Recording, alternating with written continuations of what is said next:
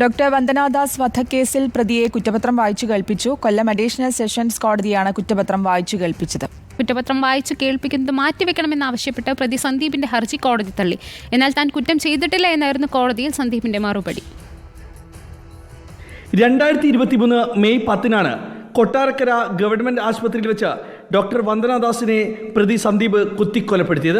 കേസിലെ 2 മുതൽ 5 വരെ സാക്ഷികളെ ദേഹോപദ്രവമേൽപ്പിക്കൽ, വധശ്രമം, സർക്കാർ ജീവനക്കാരായ സാക്ഷികളുടെ ഔദ്യോഗിക കൃത്യനിർവഹണം തടസ്സപ്പെടുത്തൽ, ആശുപത്രി ജീവനക്കാർക്കെതിരായ അതിക്രമം, തെളിവ് നശിപ്പിക്കൽ തുടങ്ങിയ വകുപ്പുകളാണ് സന്ദീപിനുമേൽ ചുമത്തിയിട്ടുള്ളത്.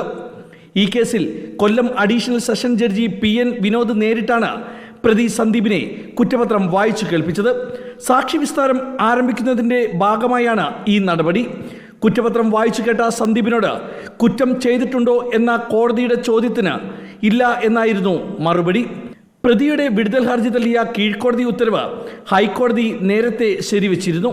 ഇതിനെതിരെ സുപ്രീം കോടതിയെ സമീപിച്ചിട്ടുണ്ടെന്നും അതിനാൽ കുറ്റപത്രം വായിച്ചു കേൾപ്പിക്കുന്നത് മാറ്റിവെക്കണമെന്നും ആവശ്യപ്പെട്ട് പ്രതിഭാഗം സമർപ്പിച്ച ഹർജി കോടതി തള്ളി.